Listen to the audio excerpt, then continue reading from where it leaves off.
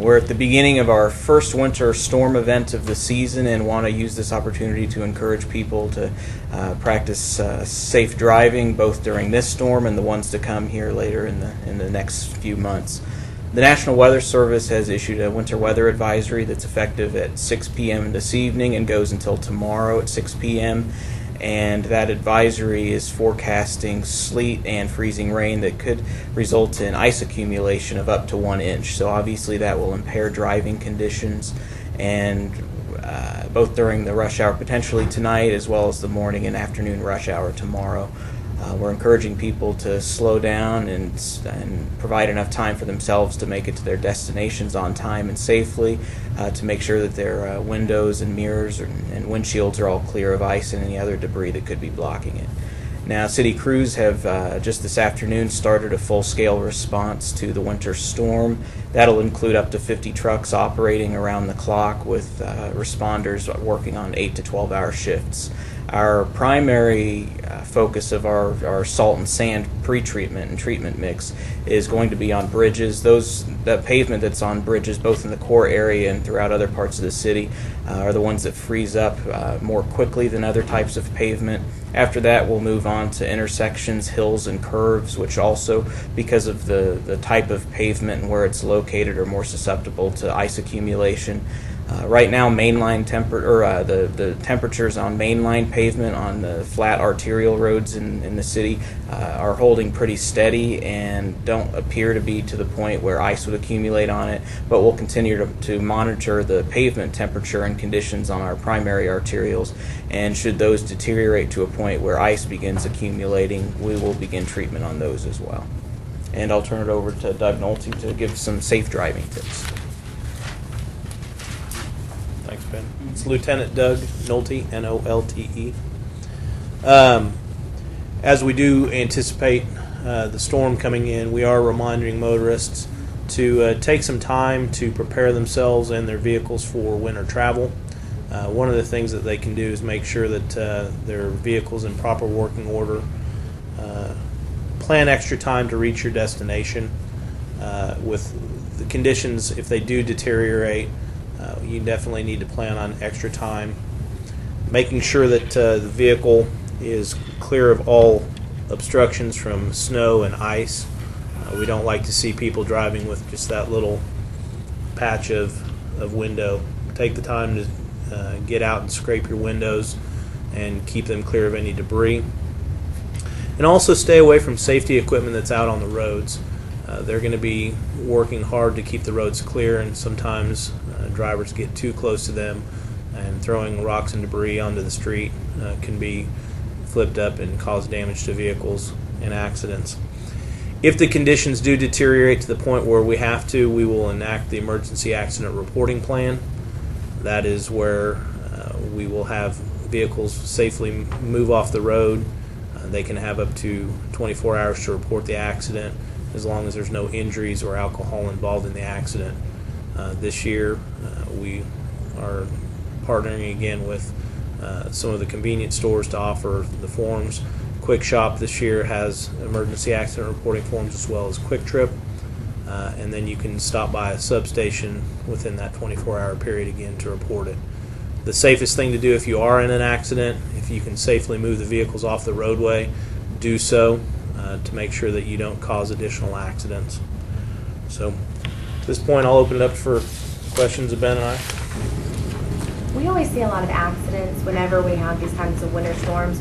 What's kind of the number one reason that police officers hear is the cause of these accidents? How can they be prevented as people are planning their commute? Well, a lot of times it's just inattentive driving. They're expecting conditions to be safer than they are, and so they don't allow sufficient time to brake, and they end up sliding into or running into someone else. So paying attention, if you don't have to drive, if you can stay off the roadways, we certainly encourage you to do that. But if you must drive, stay to well-maintained roads, use a safe following distance, and make sure you give yourself plenty of time to brake in case you need to slow down in a quick fashion.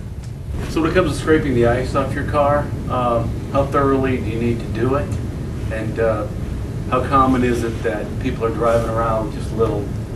Well, I would say that you need to have your window clear of any obstruction. So really you have to have the entire windshield and windows clear of any kind of ice. Unfortunately, it is common to see people driving around with just that little patch where they've scraped where they can see.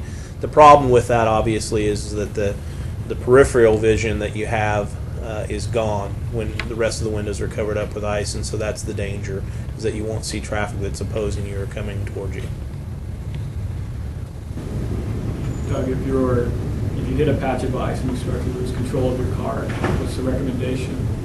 Well, obviously, don't stay on the accelerator, and my understanding is that you turn in towards the spin. Ben, could you talk a little bit more about some of the priority areas and the parts of town that people need to pay extra close attention to, whether they're treated or not, the kind of notorious problem zones? Yeah, the notorious problem areas in the city generally are elevated roadways. Now, the city doesn't necessarily maintain most of Kellogg, but Kellogg, 135, 235, obviously the on-ramps and off-ramps are places that people should probably pay special attention to.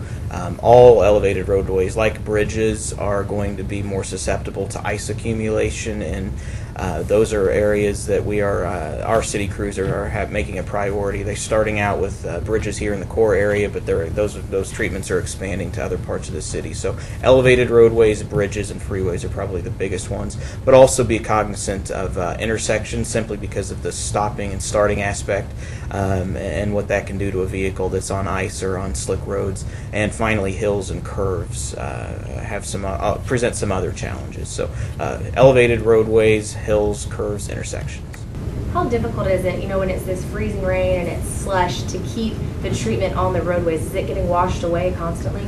It's a challenge to keep the treatment on the roadway at different times for two reasons. One is when rain's coming down, it'll wash it right off of the roadway. The reason why we didn't start pre-treating the road with the brine, the pre-treating solution earlier than we did, was because the forecast this morning called for rain, and we put that on the road. It comes to rain, and rain just washes it off into the storm sewers. Basically, it's a waste of material. So that's one aspect of how we sometimes lose it. Another one is when we put some of the salt and sand mix out, and there isn't much accumulation on the roads, and during a period like rush hour, there are a lot of vehicles on the road. Sometimes the cars can wash that over, can push that off into the curb. So it can really be two ways. Sometimes rain washing it off, or when there isn't much accumulation, the salt and sand mix can be pushed off by drivers.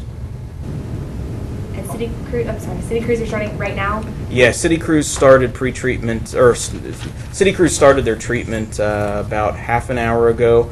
They started with core bridges here in the city core, and we have a whole slew of responders coming in at 4 p.m. to start their shift, and that'll be the full response, and that'll start hitting bridges across the city. How long do you anticipate putting the treatment down? Into the night, into the morning? Yes, we are planning to treat the roads for as long as the storm lasts.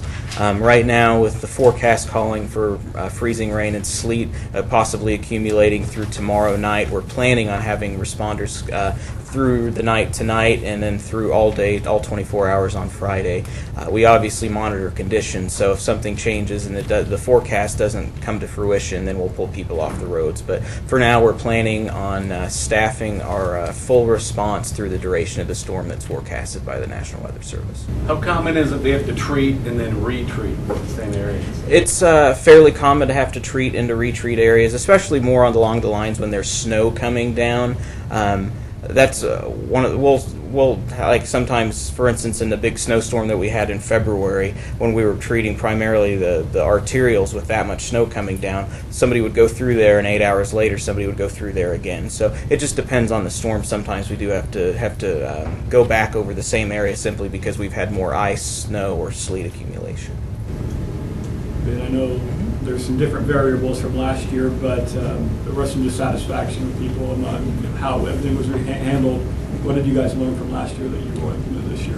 The one big takeaway for us last year was being on top of storms as they begin to progress. Last year, we got caught in a situation where temperatures dove suddenly overnight, and we didn't have our full response on standby at the time. That's why we've been putting people on standby in advance of storms and are more likely to call them in. Now, there's a cost to that, of course, when you sometimes authorize or implement a response and then nothing happens. But on the other hand, I think we're erring more towards the cautious side so that we're able to initiate a response if and when something does happen. And in fact, I believe the long-term forecast is potentially calling for more winter weather as soon as Sunday after a lull in action on Saturday. So that's kind of a good example of it. We're going to have people on standby during the day Saturday and monitor conditions, and if that forecast comes to pass, we'll be able to respond timely. And how do you guys determine when you guys go out, when you don't? It's based on a number of different factors. It's nothing like this one specific is the thing we determine it on, but it's pavement temperatures, it's the ambient air temperature outside, how quickly that's dropping. Then we also monitor the types of precipitation that's coming down. For instance, this morning we thought there was going to be more rain, and it turned out to be more drizzle and fog than what we had thought, but also temperatures are plunging lower earlier than what we thought that they would be doing. So that's the kind of stuff that we look at. You know, the road temperature, pavement temperatures have been higher today simply because we've had warmer weather recently, but pavement temperature, ambient air temperature, the types and severity of the precipitation that could be coming or is predicted.